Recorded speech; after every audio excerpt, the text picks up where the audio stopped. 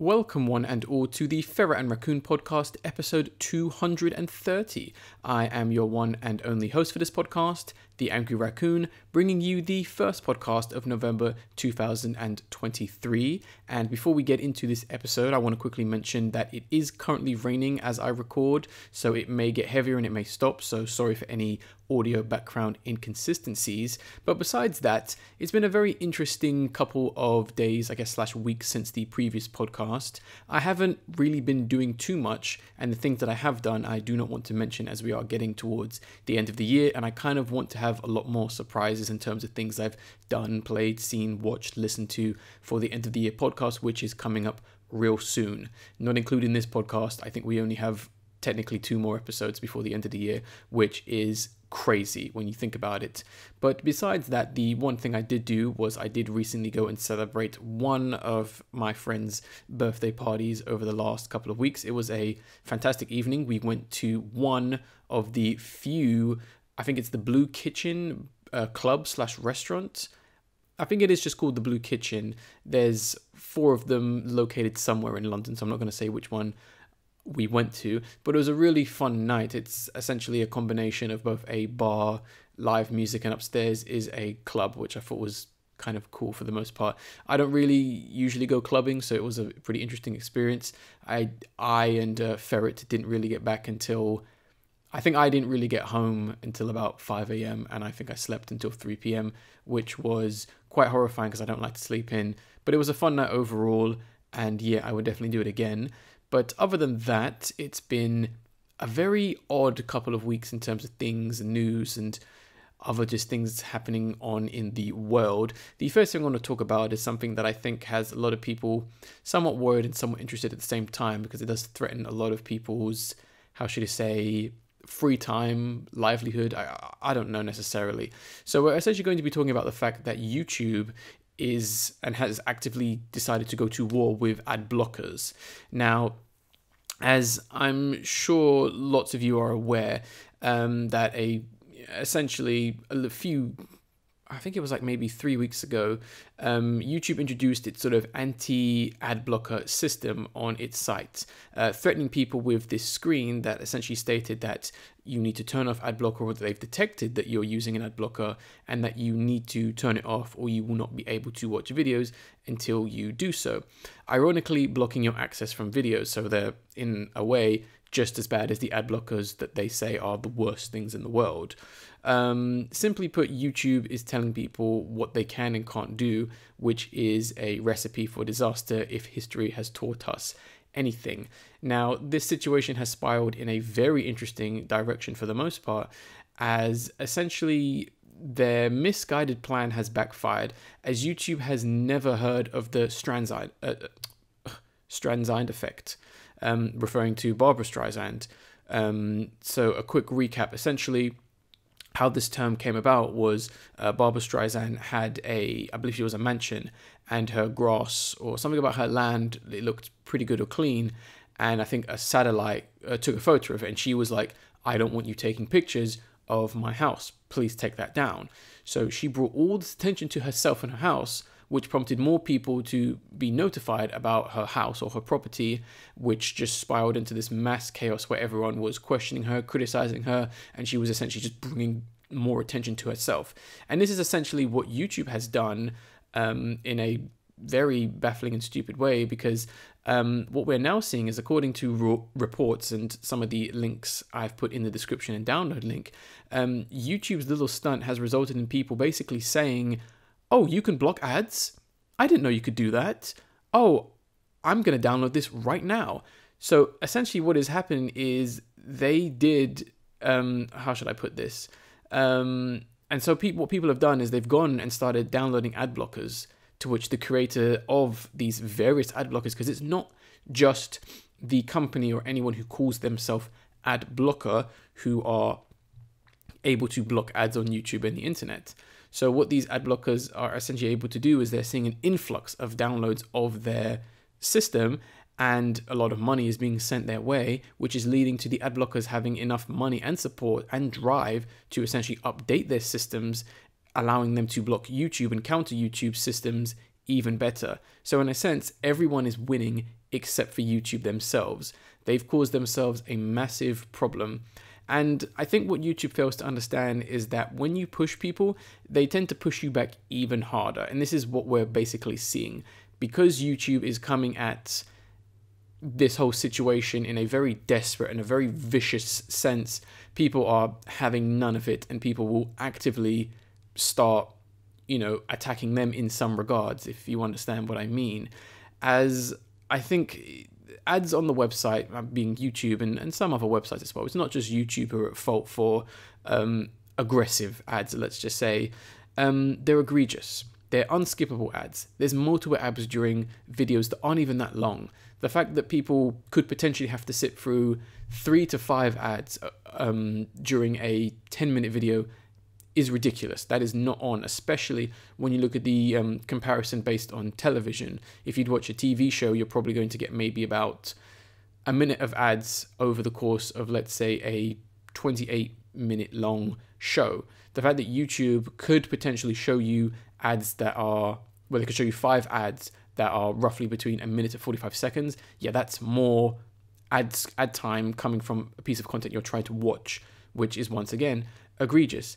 The fact that there are scams, malware, just everywhere on the page, and a lot of it is very dangerous stuff that people who maybe aren't as well versed as you or I may click on, may fall prey to, clickbait stuff, rubbish content. The fact that YouTube is going to let that stuff fly just because they want a quick buck is just stupid. And I really do not like their hypocrisy or their hypocritical nature for the most part.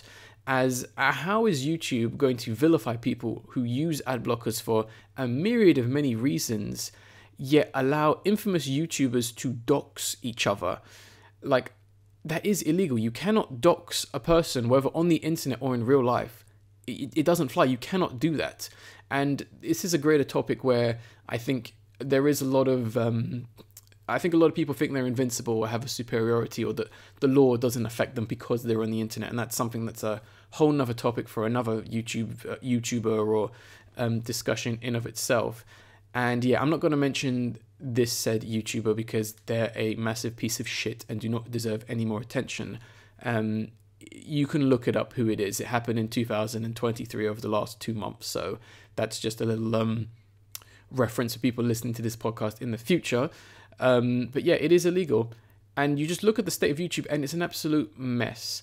YouTube is desperate. They are grasping at straws because I think they know that the website is even less profitable as it was. And they are just absolutely just, racking their brains, I would imagine, just trying to think of any way to just squeeze any sort of like monetary gain from people. And I think they've kind of looked at the website as a whole, or more accurately, I think they've barely looked at the website and its problems and any kind of criticism people have thrown to it, and they've just basically ignored it and gone, no, to quote The Simpsons, no, it's the children who are at fault. It's not anything that YouTube has done, apparently. It's everyone else's fault. It's just the blame game. The reason why we're not making money is because everyone is using Adblocker. Because previously, before this system, their way to counter people using Adblocker was to force people who don't use Adblocker to watch more ads. And that has backfired, obviously, because now more people use Adblocker, and now they've had to resort to getting a system that essentially tracks ad blockers, resulting in even more people using ad blockers. So they've kind of, they're stuck in a corner, essentially. And there is a argument to be made, and I'm not going to go into too many details about this because all the facts and the legal terminations are very hazy, in the sense where, in theory, if a person was to log on to YouTube, or not, excuse me, let me rephrase. If a person was to use YouTube without having a YouTube account and was to use Adblocker on their computer, and for YouTube to essentially say, hey, you need to turn off Adblocker to watch videos, that could be breaking some laws in Europe, because as it's stated in, well, some of these laws, and I don't know them off by heart, essentially, for YouTube to be able to know that you are using an ad blocker, they're essentially looking on your computer. They're using some kind of spyware, which is an invasion of your privacy, especially if a person, like I said before, does not have a YouTube account. It can be argued that if you have a YouTube account and use Adblocker, you could be breaking some kind of rules when you clicked agree when making said account. If a person who has not clicked agree, much like when you go on a website and it says, hey, do you want us to put cookies on your website, agree or not agree, YouTube could be breaking some kind of law because they are not specifically telling people that they are invading their privacy. Now, I may have messed up the exact phrasing of that, but hopefully you guys know what I mean. And if more information comes out and if this goes even higher in terms of, let's say, the European government or whoever, or people take legal action, which I think they will, because I am hearing rumors that YouTube is sending out nasty letters to people, which is something you should never do because, once again, it goes back to the Streisand effect. Yeah, I will talk about this situation on the next podcast if something does arise. But to kind of end this whole section, if YouTube isn't careful, this will be the end of them. I, just like billions of other people, don't need YouTube to live. I can simply stop watching YouTube or just download the videos. That's something that YouTube can't counter. Instead of watching any videos on YouTube, I can download them. It takes literally 3 seconds to do and watch the video on my computer, and then they'd be stuffed because I would never need to click on a video, in theory. There are plenty of other options, and that's something YouTube doesn't seem to realize. There are other alt media that you can watch, companies and places like YouTube that work just as well, like Odyssey is another one which you should check out because a lot of your creators may be on there, or a lot of YouTubers just have websites. I theorize that what will probably happen, because YouTube is making it even harder for content creators to even make money off of it, because apparently they're going to be removing the, not necessarily the ability, but the, how do I explain it? I guess I put it in simple terms. Essentially, YouTubers will not be able to do ad reads in their own videos. YouTube will do it themselves, meaning that YouTube will pocket more of said money that the creator would have got for said sponsor or ad read, which is not great because YouTubers don't get as much as they really should, in my opinion. And I honestly just think what's going to happen is YouTube is going to go the way of the dogs, and Patreon and Subscribestar and any other company like that will probably take over, and that's probably just how you consume your media. You will probably follow your 5 or 10 YouTubers, you will pay them £1 a month or whatever, and that's how you will gain their content. If they're not careful, this is what will happen, and YouTube is too ignorant to understand any of what I've just said. Not to say that I am right or superior, but let's be honest, I think I'm making more sense and more fair points than YouTube has made in the last 10 years. But we'll see. Maybe they'll change their ways like they did with forcing people to have a Google account, to have a YouTube channel. That backfired on them, and they realized, hey, that's pretty unfair. Maybe we shouldn't tell people what they should and shouldn't do. Funny how history repeats itself, yet people don't learn. Anyway, it is November as of right now, and I'm kind of going to have a bit of a nostalgic-ish theme for this podcast, as you know, Guy Fawkes Night, which we do celebrate over here in England, is all about remembering when Guy Fawkes tried to blow up Parliament. And obviously we have the saying of remember, remember, the 5th of November, and that's what we're going to be doing for the next 2 podcasts, is remembering to an extent. Now, the first trailer I have is going to be quite an interesting one. It is on a video game, and is going to be based on the Bloodborne series from Software, or from Software, who do the Dark Souls series, or the Souls series, and we essentially have a fan game titled Bloodborne Kart. Now, I am honestly really hyped for this game, because kart races are my bread and butter. Now, this is what they call a demake, where they take a modern existing game that, let's say, exists on the PS4, PS5, or is, you know, just modern, and they essentially demake it. They kind of make it have the aesthetic of a PlayStation 1 game or PlayStation 2 game, or look old or play old to some extent. And these are always impressive to me, as it's hard to make a game look good, or for people to regard your game as looking good or beautiful. But it's even harder to make a game look authentic, as Fan Software, the people making Bloodborne Kart, have knocked out of the park with this, as it basically is a PS1 game, in my opinion. If you didn't know what Bloodborne was, and you recut this trailer to be like, oh, the re-release of the P1, the PlayStation 1 Classic, yeah, you wouldn't know any better, I think.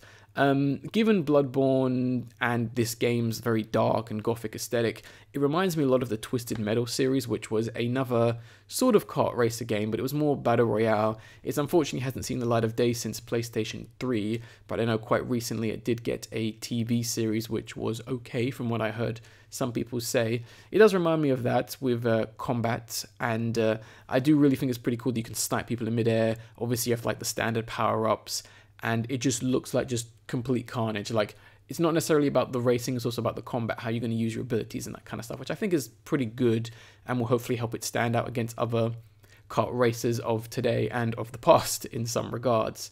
Now, I haven't played Bloodborne, but I've seen some of the characters and they look awesome in this demake. I don't know how accurate they look to their models because, once again, I don't know who any of these characters are. I've just seen some of them. So obviously a bigger Bloodborne fan can tell me or let me know, I guess, to some extent. But I do think they are recognizable for the most part. And this game looks like it's going to be a lot of fun. It deserves a lot of support. It's releasing very early next year. I hope to see it get some kind of crazier, bigger release and hopefully gets its support. And hopefully it's really good because we need more kart races, and you should always support small independent teams even if they are making fan games, because fan-made games are legal and bigger companies should not bully people into taking said games down. Hint, hint, Nintendo. But yeah, I thought that was pretty good. Next trailer we have to talk about is going to be for Good Burger 2. Now, this is certainly random, but I'm actually kind of down for it for the most part. Nostalgia is a very powerful tool that sells, which is both a good and bad thing sometimes.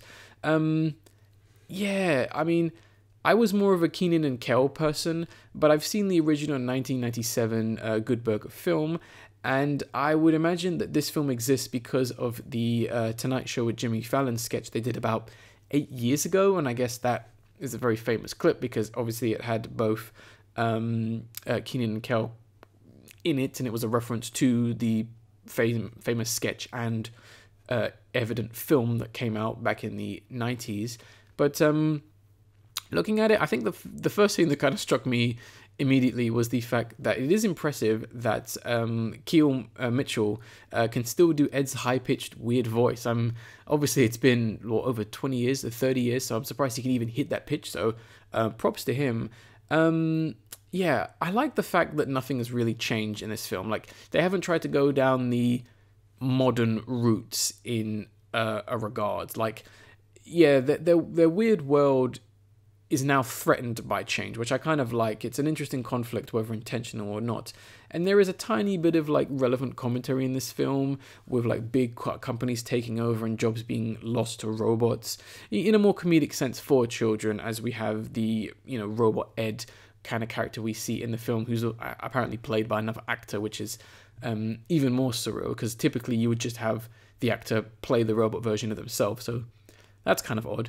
But yeah, I think it is a topic worth discussing, even if it is in like I said, a kids film, because that is a general worry with people, because I'm sure anyone who spends money, does anything with money, would know that you are seeing a lot less staff in shops and you are seeing, automatic machines and stuff like that. It's just big companies trying to save as much money as possible, which is very unfortunate, but we'll see what happens. I honestly think young children and fans of the film and the original All That sketch are really going to love this.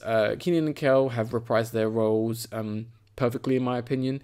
The costumes are goofy, they're very on point. The sets are great, and the original spirit is still present. It feels like, yeah, this film should have come out like maybe 20 years ago, but it still has it in some ways. I don't know.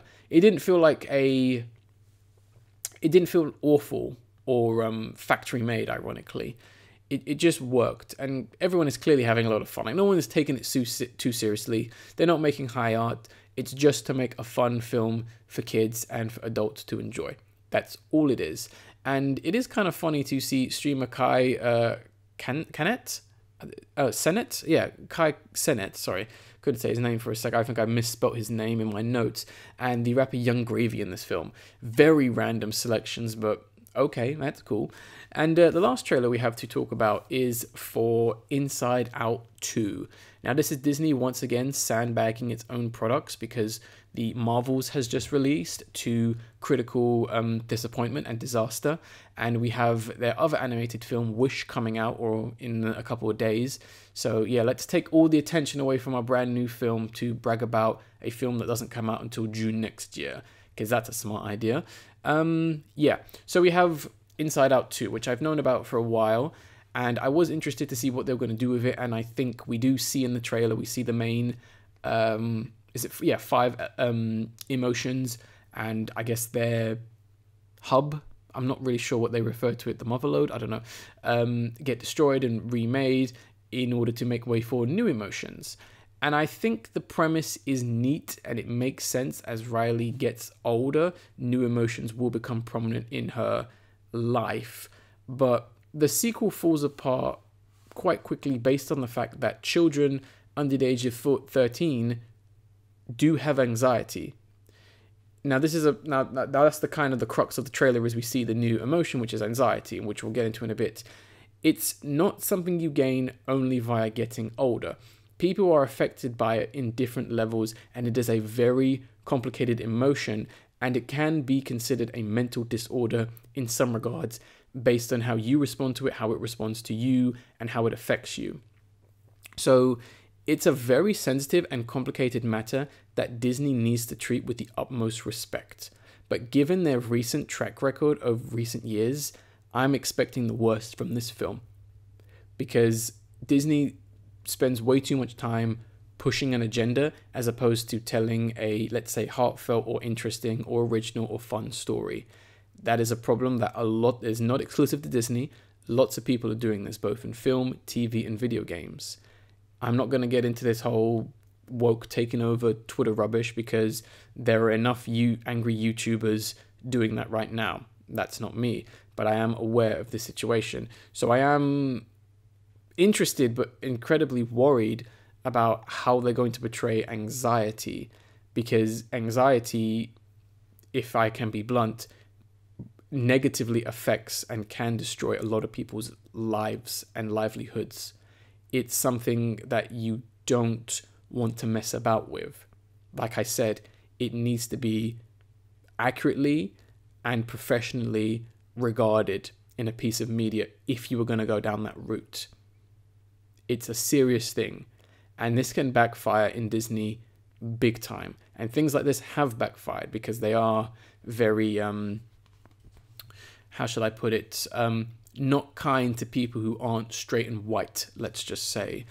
But I don't know, it does bother me, because to give you a little bit more insight into my life and what I do in my life, I have worked with people who have anxiety. I have worked with people who are quite young who have anxiety. And for this film to essentially say, oh no, you just have anxiety now because you're a teenager now, I think is very insulting to some extent, because I've worked with people who are under the age of 13 who have very serious cases of anxiety. People are born with anxiety. People develop anxiety from very serious matters. Anxiety, once again, doesn't just come from, oh no, I'm nervous to be going to school. It's not exclusive to that. And for Disney to portray that or maybe treat it like that could not be great, let's just say. But let's move on to this and other aspects of it. I kind of like Anxiety's design.